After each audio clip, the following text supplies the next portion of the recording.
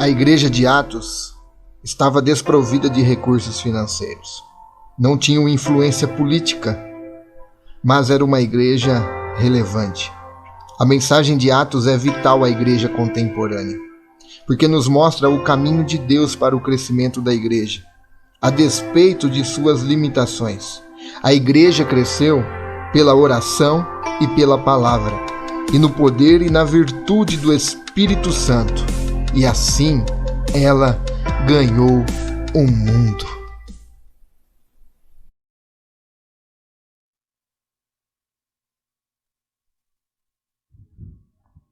Amém, irmãos? Graça e paz a todos. Amém? Louvado seja Deus. Graças a Deus por esse dia que o Senhor nos dá. Graças a Deus pela presença de vocês aqui. Também agradeço a Deus pela vida dos irmãos que estão em seus lares. Vários irmãos hoje avisaram que não iriam poder estar aqui presente. Alguns com Covid, outros gripados. Mas nós estamos orando, intercedendo por cada um.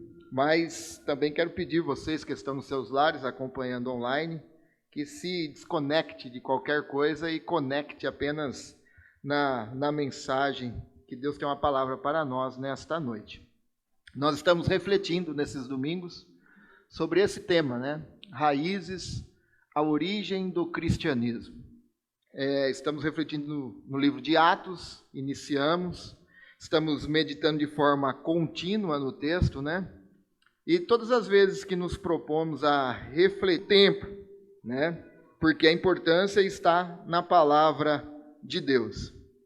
Bom, hoje nós vamos meditar, continuando da onde parando, mas eu quero que você chamar a sua atenção se você tem percebido, se você já percebeu, que hoje muita coisa gira em torno dos likes, das visualizações, gira em torno do compartilhamento, produtividade em massa, produzir conteúdo, eventos. As pessoas esperam resultados, as pessoas analisam a performance, analisam as igrejas, quais têm sido os resultados dessas igrejas. Então as coisas estão muito imediatas, muito rápidas. Você posta alguma coisa lá no Facebook e não demora muito, você está querendo conferir quem curtiu, quem viu, quem visualizou, se compartilharam, né? As coisas estão girando em torno disso. Mas na eclesiologia, na igreja, não é dessa forma. A igreja de Atos nos ensina, a proposta dessa série é isso, é resgatarmos as raízes, voltarmos às raízes da igreja primitiva. A igreja de Atos não era assim. O resultado da igreja de Atos vinha sempre após a oração. E às vezes esse após a oração não era um dia, 2 dias, era por vários dias. Eles oravam e aí eles conseguiam aquilo que pediam a Deus conforme a vontade de Deus. E o que nós iremos ler hoje, continuando da onde paramos, capítulo 1, versículo 12, até o 26, leio com vocês nesta noite. Pode ficar sentado, abra a sua Bíblia.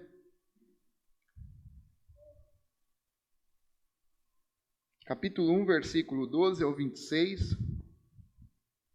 Acompanhados de algumas mulheres e também de Maria, mãe de Jesus, e os irmãos dele. Por esse tempo, quando cerca de 120 discípulos estavam reunidos num só lugar, Pedro se levantou e disse: Irmãos, era necessário que se cumprissem as Escrituras a respeito de Judas, que serviu de guia aos que prenderam Jesus. Esse acontecimento havia sido predito pelo Espírito Santo por meio do rei Davi. Judas era um de nós e participava do ministério conosco. Ele comprou um campo com o dinheiro que recebeu por sua perversidade. Ao cair ali de cabeça, seu corpo se partiu ao meio e seus intestinos se derramaram. A notícia se espalhou entre todos os habitantes de Jerusalém e eles deram ao lugar o nome aramaico Aceldama, que significa campo de sangue.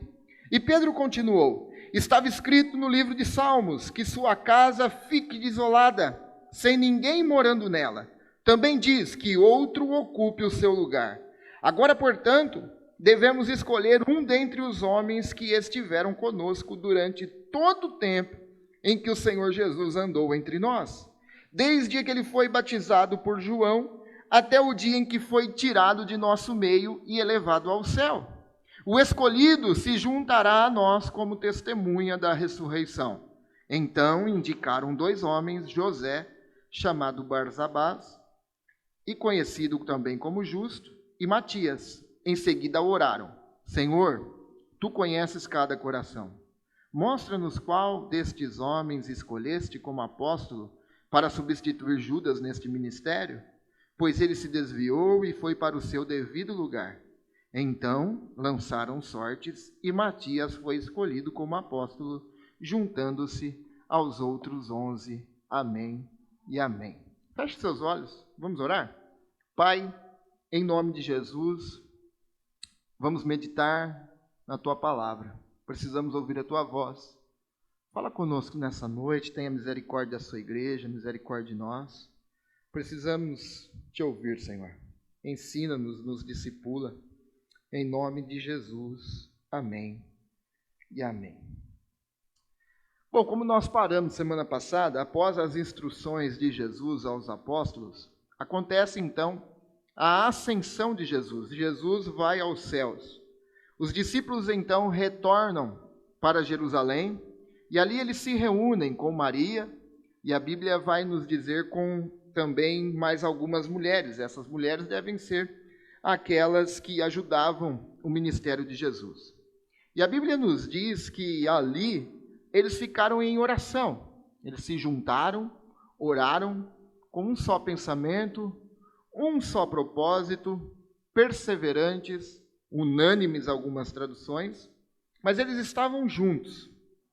Aquela reunião que começou com esse grupo, com o decorrer do tempo, foi se juntando de mais seguidores de Jesus, e quando então tinha cerca de 120 pessoas, cada vez mais acontecendo, né? As pessoas se intitulam. Então, uma coisa para a gente pensarmos aqui, existem requisitos para o apostolado, existem requisitos biblicamente para a pessoa se intitular ou se denominar apóstolo. E Pedro falando que agora seria necessário, portanto, que eles devessem escolher ali dentro homens que estiveram conosco, com eles, durante o tempo em que Jesus andou. A primeira coisa era que tinha que ser alguém que aprendeu com Jesus, né? É impossível ser apóstolo, receber este título de apóstolo, se essa pessoa não aprendeu com Jesus. E o apóstolo Pedro vai dizer que essa pessoa deveria seguir Jesus desde o momento que João o batizou. Um dos requisitos para o apostolado era ser também testemunha da ressurreição de Cristo. Era preciso ver Jesus ressurreto em corpo, e todos os apóstolos viram o Cristo ressurreto. Inclusive Paulo, quando ele diz em 1 Coríntios, capítulo 15, do versículo 5 ao 8, ele fala, olha, apareceu a Pedro, e mais tarde aos 12, e depois disso apareceu a mais de 500 irmãos de uma só vez. Alguém teria que ser no meio desses irmãos que viram Jesus ressuscitado.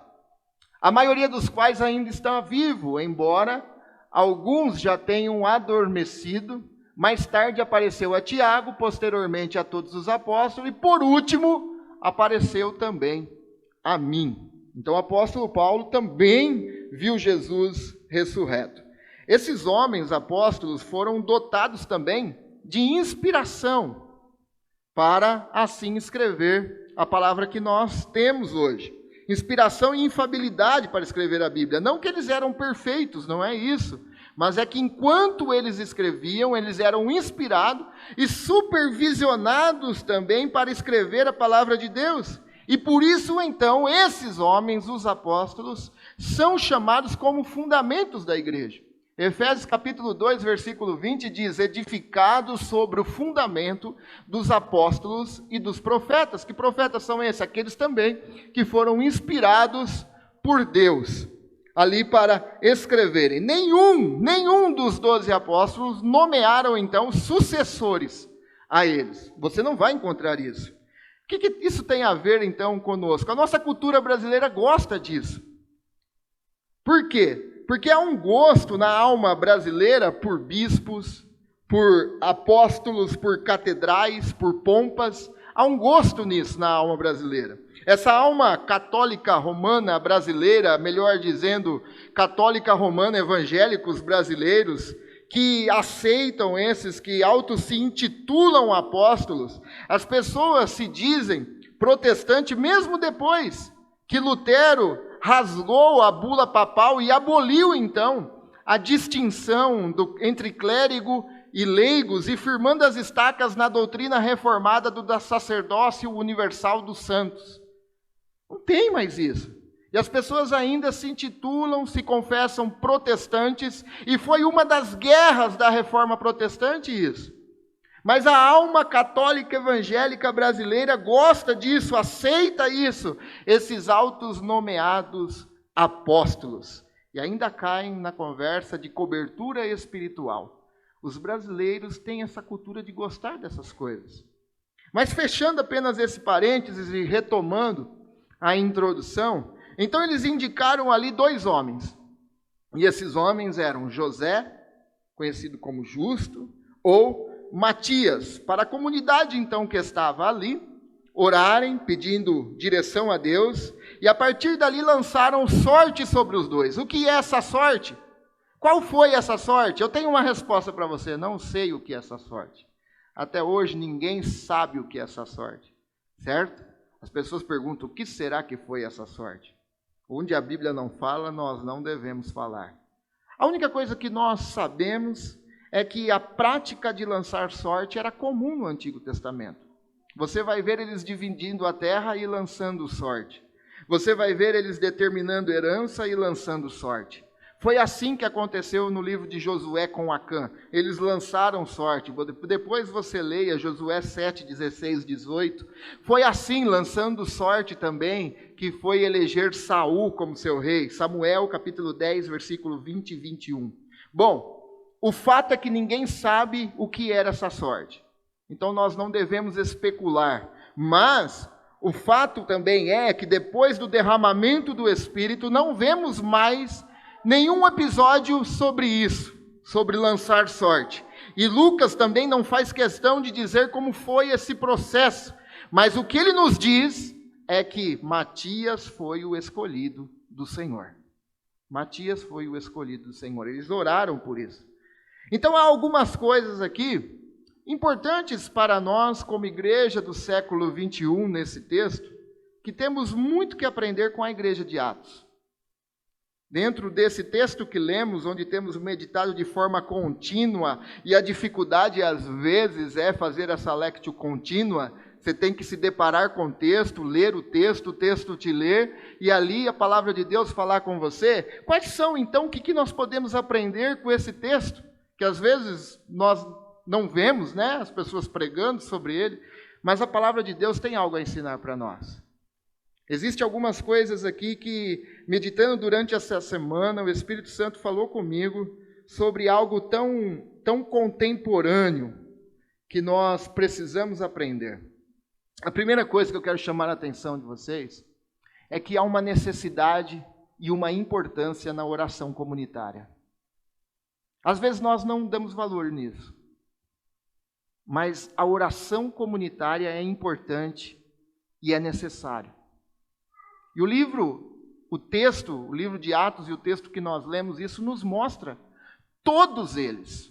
Quando nós pegamos todos, no grego, ele está enfatizando, ele está dando potência na palavra. Na palavra original grega, quando cita todos, ele está potencializando essa palavra. E a Bíblia diz que todos eles se reuniam em oração com um só propósito. Eles voltaram de Jerusalém e não se dispersaram, eles ficaram juntos, oraram juntos, para um propósito só. Todos eles se reuniam em oração com um só propósito: A primeira coisa que esses apóstolos fizeram após as instruções e a ascensão foi se reunir para orar. A primeira atitude da igreja, quando Jesus instruiu e foi ao céu, a primeira atitude da igreja foi se reunir em forma comunitária e orar. A oração foi a primeira atitude dessa igreja, e por diversas vezes nós iremos ver essa igreja no livro de Atos, orando de forma coletiva, comunitária, com um só propósito. O texto vai nos dizer, no primeiro capítulo, a comunidade está reunida e oram para tomar uma decisão sobre a substituição de Judas.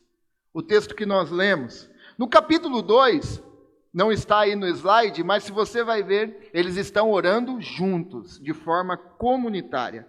No capítulo 4, versículo 23, 31, assim que foram libertos, Pedro e João voltaram ao lugar onde estavam os outros irmãos e lhe contaram o que os principais dos sacerdotes e líderes tinham dito. Ao ouvir o relato, todos os presentes levantaram junto a voz e oraram a Deus. Oraram para o quê? Oraram para pedir poder para testemunhar de Cristo Jesus.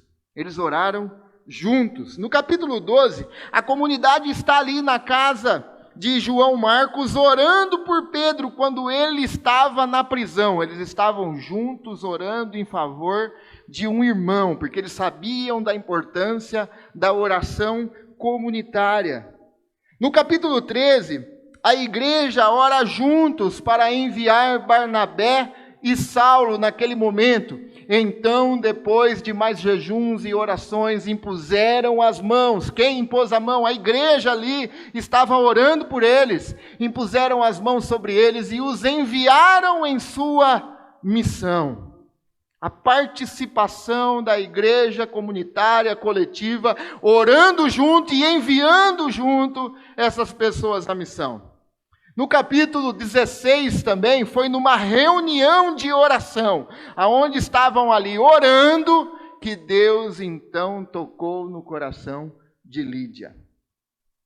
Há uma necessidade e uma importância na oração comunitária. Acho que aqui já basta para nós, para nos mostrar a importância da oração em comunidade. Em quase todos os capítulos de Atos encontramos alguma referência à oração. Você vai estudar Atos, é muito difícil algum livro que você não vai encontrar referência, algum capítulo que você não vai encontrar referência à oração. E esse livro nos deixa claro, então, que há algo que acontece quando a comunidade se dispõe a orar juntos. Quando ela se reúne juntos. Por isso, meus irmãos, que eu insisto que a igreja participe das reuniões de oração. É bom ter bastante gente na reunião de oração. É bom ter bastante gente aqui nas quartas-feiras. É bom. Mas mais que isso, é bíblico. Mais que bom de ter bastante gente, é bíblico. É importante. É necessário a igreja se reunir junto em oração. É a Bíblia que está falando. Não é o pastor. É a Bíblia que está dizendo que há uma necessidade em a igreja se encontrar e orar juntos. A palavra de Deus que nos diz isso. A palavra de Deus nos mostra sobre essa importância. É aqui que nós compartilhamos e oramos. Assim como foi na casa ali de João Marcos, orando por Pedro. É aqui que nós compartilhamos os pedidos de orações. É aqui que nós sabemos das dificuldades dos irmãos. É aqui que nós marcamos aqui o nosso compromisso que recebe lá no grupo da igreja toda semana, na quinta-feira talvez. Compromisso de oração da semana, pedidos compartilhados na quarta-feira. E ore, apresente esses pedidos que são colocados lá. É aqui. E não é porque eu estou, não, o pastor quer encher lá. Não, é a Bíblia que diz. É a Bíblia que dá essa ênfase, essa importância e essa necessidade da igreja orar juntos. Foi numa reunião de oração, juntos que o Espírito Santo foi derramado. Foi numa reunião de oração que Deus tocou no coração de Lídia. E essa mulher foi uma das que mais apoiaram o ministério de Paulo. Foi numa reunião de oração em comunidade que Pedro foi liberto. É a Bíblia quem diz. Há uma importância e uma necessidade da igreja se reunir em oração com um só propósito. Unânimes, perseverantes. Há uma importância nisso. É uma das formas de nós vivermos a igreja local. É uma das formas de nós sabermos a dificuldade dos irmãos da igreja local. É uma das formas de nós amarmos, expressarmos amor, orando pelos nossos irmãos. É uma das formas. Então, é necessidade e é importante isso. É a Bíblia que diz. Mas também há duas verdades que resultam da reunião de oração aqui no texto. Há dois resultados que nos mostram o que acontece quando a igreja se reúne para orar de forma comunitária. A percepção da carência da comunidade. Quando a igreja ora juntos com um só propósito, ela percebe a carência que tem na comunidade. A Bíblia nos diz que eles estão ali reunidos, orando, se juntam 120 pessoas. Esse era o mínimo da assembleia na época, né? Então, eles se reúnem, Pedro se levanta, toma a liderança, a igreja não para, né? Deus sempre levanta pessoas. Deus levantou Pedro ali para assumir a liderança naquele momento. E ele então toma a liderança ali daquela reunião e diz: olha, agora, portanto, devemos escolher um dentre os homens. Agora, portanto, devemos escolher. Em um momento, enquanto oravam, Pedro se põe de pé e percebe então a necessidade. Ele diz: agora, portanto, nos dando a ideia de suprir então essa necessidade dessa vaga. A oração nos leva a essa percepção da carência da comunidade, da carência da igreja. A oração faz nós enxergarmos, porque nós estamos reunidos em um só propósito. Orando junto, sabendo das necessidades dos irmãos, expondo as necessidades da igreja, expondo as necessidades dos irmãos, a igreja fica perceptiva a isso. A igreja em si, quando digo igreja, nós temos sido influenciados cada vez mais por essa sociedade individualista. As pessoas cada vez mais têm sido influenciadas pela sociedade individualista. É cada um por si, Deus por todos. E se sobrar alguém por último, diz o ditado, né? O inimigo que leve. E as pessoas estão cada vez mais ficando assim, cada vez menos percebendo a carência da comunidade que ela está inserida. Envolvidos cada um em seu próprio mundo. Envolvidos cada um nos seus próprios projetos. E deixando de lado, então, que nós, agora como igreja, vivemos em comunidade. Mas as pessoas insistem em viver de forma individualista. As pessoas entram e saem aos domingos e não percebem, porque não vive, não ora junto, não participa do dia a dia da igreja local. Alguns conhecem alguns irmãos apenas a nuca dele, porque sentam atrás, né? Não participa. Acredito que como eu, e principalmente como Jesus, nós queremos que a igreja de Jesus cresça. A igreja de Jesus tem que crescer. A igreja de Jesus Cristo tem que crescer cada vez mais. E nós, como Ebenezer, somos então uma extensão da igreja de Jesus. Resultando assim que a igreja Ebenezer também tem que crescer. Se você pensa que a igreja ou não quer que a igreja não cresça, você está fora do projeto de Deus. Porque Deus quer que a igreja dele cresça. E nós somos uma extensão da igreja reunida com outras denominadas igrejas. A igreja de Jesus tem que crescer. O problema é que, como Colin Marshall disse, todos querem que suas igrejas cresçam. Porém, a maioria está incerta a respeito de como e onde começar. Todos desejam que as igrejas cresçam, mas ninguém sabe como e onde vai começar para que essa igreja então se desenvolva. E o texto então nos dá uma dica. Comece orando, pedindo percepção a Deus na necessidade da igreja local que você está inserido. Reúna-se com sua igreja local, nas reuniões de oração, e junte-se então orando pelas necessidades da sua igreja local. O texto nos diz isso. Eles oraram e no meio da oração Pedro se levanta e diz, nós precisamos então levantar um para ocupar o lugar. É necessário. É necessário isso. Às vezes não percebemos quais são essas carências da comunidade porque não falamos com Deus sobre ela. Às vezes nós estamos em Marte, sabe? Está em Marte, não sabe o que está acontecendo porque não vive ela. Não se reúne com ela. Não fala para Deus sobre ela. E esses apóstolos, esses homens, mais 120, estão lá orando. Orando. E Pedro se levanta e diz, é necessário. Há uma necessidade. Há uma necessidade aqui. Nós não participamos da vida dela. A oração com e pela comunidade nos leva a perceber essas necessidades. Porém,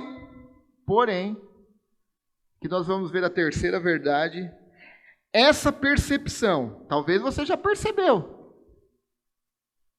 talvez você sabe, porém essa percepção sem ação não vale nada. Não vale nada. E por isso o outro resultado da oração e último resultado é a necessidade e importância de servir. É a necessidade de orar, saber que é importante orar pela sua igreja, junto com a igreja, e há também uma necessidade, então, de não só orar, é oração. Há uma necessidade de ter uma atitude, de agir, a necessidade e importância de servir. Então indicaram 2 homens, José, chamado Barsabás, o conhecido também como Justo, e Matias. Versículo 26, então eles juntando-se, Matias, então eles juntando-se aos outros 11. Meus irmãos, pensa num convite difícil que esse homem recebeu. Ele seria apóstolo agora. Não era um convite fácil. Não era nada fácil. Mas esses 2 homens se dispuseram então. Não obrigaram eles. Esses 2 homens se dispuseram. Não seria um chamado fácil. Mas porque esses homens estavam orando, vivendo o sonho deles, posso não ser muito teológico hoje, mas vivendo o sonho de Deus para a igreja, porque esses homens estavam orando, eles se dispuseram a esse convite nada fácil, em servir a igreja. Os discípulos e a comunidade entenderam essa necessidade que ela tinha, mas iriam precisar da disposição das pessoas, então, em aceitarem. Eles iriam precisar disso. E venhamos e convenhamos, não seria um chamado nada fácil. Eles seriam apóstolos e sabiam do que iriam ter que enfrentar. Eles sabiam. A tradição nos diz que Matias evangelizou a Judéia, Capadócia e Etiópia. Morreu apedrejado e depois de morto foi decapitado, testemunhando sua fidelidade por Cristo. Pensa num convite difícil. Pensa num convite difícil. Hoje eu convido você para viver a igreja. Não é para ser decapitado, ser apedrejado. Mas não, eu tenho os meus projetos. Eu tenho os meus desejos. Eu tenho um churrasco marcado. Não é para abrir mão de nada. É para viver a igreja. Isso é o que o texto está nos dizendo. Se tem uma característica que todo discípulo de Jesus tem que ter, é servir. É servir. Servir os irmãos, servir os outros. Essa é a característica que Jesus ensinou. Ali no lava-pés.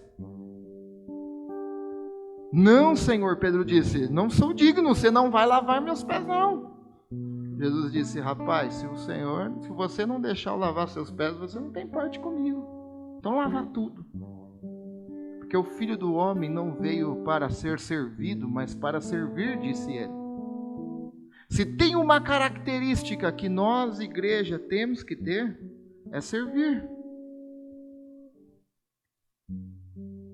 Meus irmãos, é impossível, biblicamente,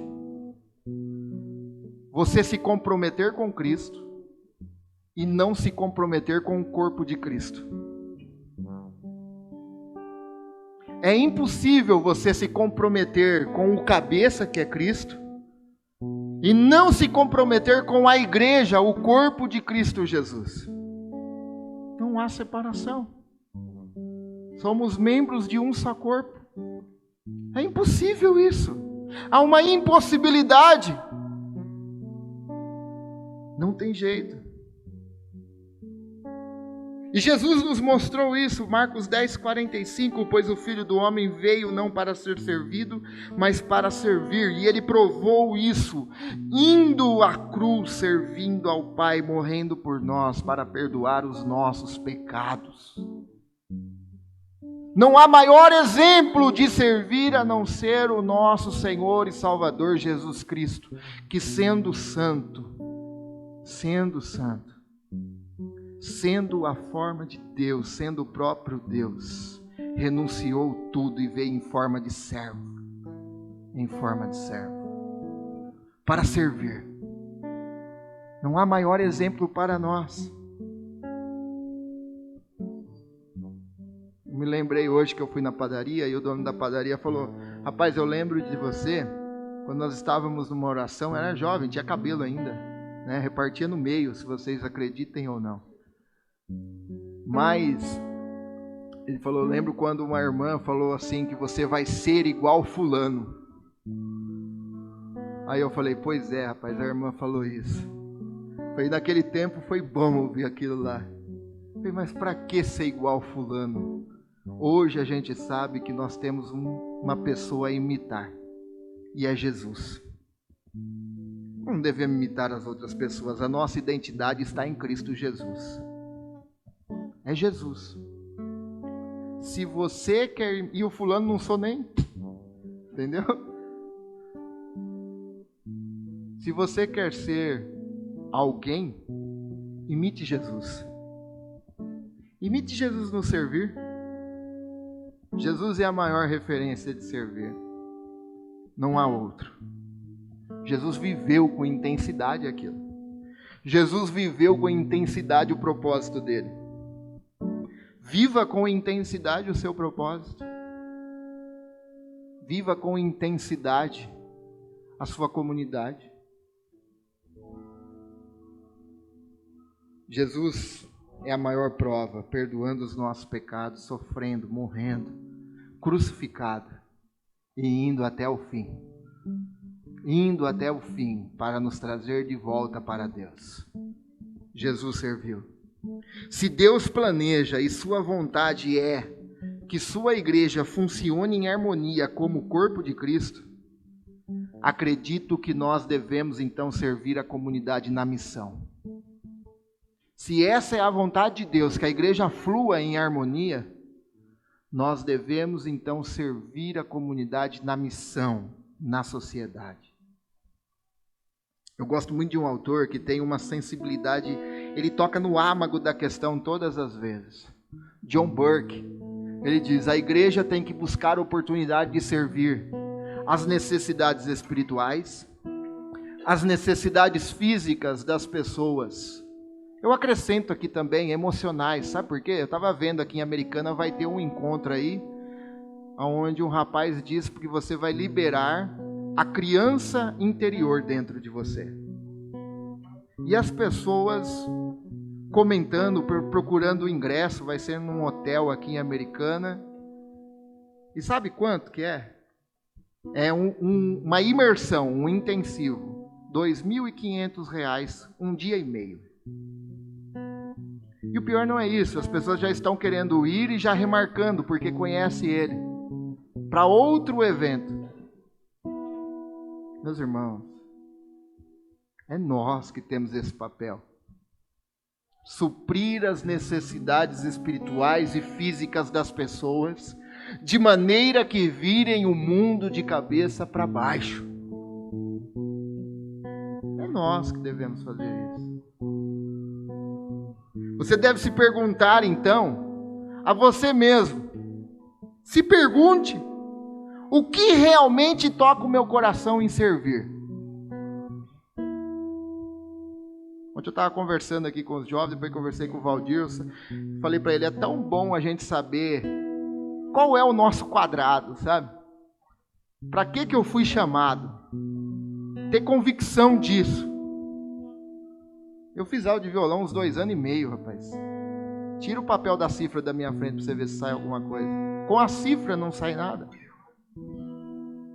Qual é o meu chamado? Essa é a pergunta que nós devemos fazer a nós. O que toca o meu coração para servir? Pense quais são as dificuldades que estão à minha volta e em que eu posso ajudar. Quais são as pessoas que estão à minha volta? Qual é as necessidades da igreja, dos irmãos que estão à minha volta? Qual é a necessidade da minha comunidade? Qual é a necessidade do local que eu estou inserido? Qual é? Faça essa pergunta para si, para você ajudar. Pergunte para si mesmo, o que Deus gostaria de fazer através de mim? O que Deus quer fazer na história através de mim? Deus não depende de você, mas você é o instrumento que Deus escolheu na sua multiforme sabedoria de estabelecer o reino de Deus na terra. Aí é Ele. Os anjos queriam, mas Jesus escolheu você. Você. Deus não tem carência. Ele não depende de nós, mas Ele nos escolheu. Pergunte, o que Deus gostaria de fazer através de mim? E principalmente, lembre-se de Jesus. Jesus atendia às necessidades aonde quer que ele fosse. Ele ajudou pais confusos a lidar com tendências autodestrutivas de seus filhos. Jesus ajudou. Ele curou problemas físicos, espirituais, emocionais e sociais. Jesus curou. Jesus curou. Ele alimentou os famintos. Ele ajudou dando esperança a pessoas carentes. Ele deu esperança para pessoas que estavam totalmente desesperançadas. Ele ofereceu sua amizade, chegando ao ponto de ser conhecido como amigo de pecadores. Ele ofereceu sua amizade para pessoas marginalizadas. Esse é o nosso Jesus. Mas acima de tudo, Ele nos ensinou e quer que os seus seguidores façam o mesmo. Façam o mesmo. Então, para refletirmos e praticarmos, você sabe a necessidade e a importância da oração comunitária? Se você não sabia hoje, você sabe, irmão. Mas você não precisava. Hoje a palavra veio apenas para dar um start em nós. Você já sabia disso. Você sabe a necessidade e a importância da igreja se reunir, orar juntos com um só propósito, perseverante, unânimes. Aí no fundo você fala, eu sei. Então a pergunta para confrontar você e a mim, como você tem se engajado nela então? Se você sabe, qual tem sido a sua resposta? Assim como foi falado aqui para os jovens ontem, não é apenas portador de uma notícia, mas é o que eu faço com ela. Porque tem gente que sabe muita coisa. Às vezes o cara não passa nem na porta, da cabeça tão grande desse jeito, assim, ó, de tanta coisa que sabe. Mas nós não somos o que sabemos, nós somos o que nós fazemos, o que nós colocamos em prática. Então, se você sabe, qual tem sido a tua resposta? Não é o que você sabe, mas é a resposta ao seu conhecimento. A segunda coisa é, em uma cultura e sociedade cada vez mais individualista, você tem se atentado às necessidades de sua comunidade e da sociedade? As pessoas hoje vivem dessa forma. Cada um fechado no seu vidrinho. É os meus sonhos, meus projetos, minhas coisas.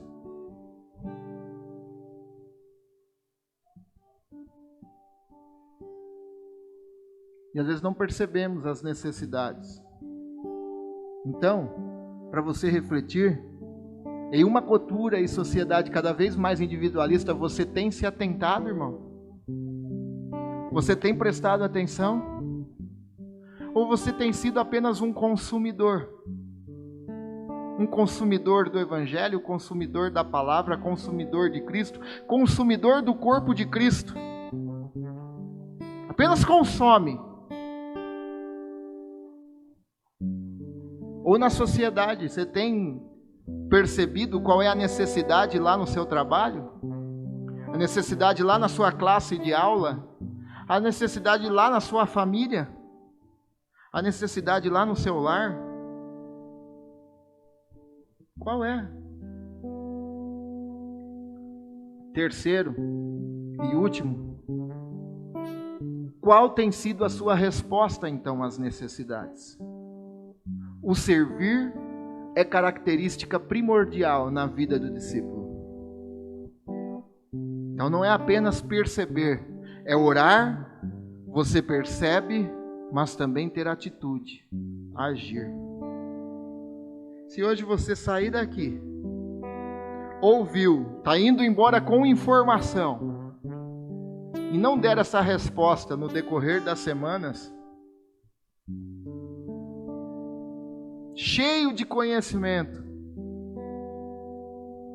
eu sei o que eu tenho que fazer, mas se não der a resposta, nada vai mudar. Nós vamos continuar desobedecendo a palavra de Deus.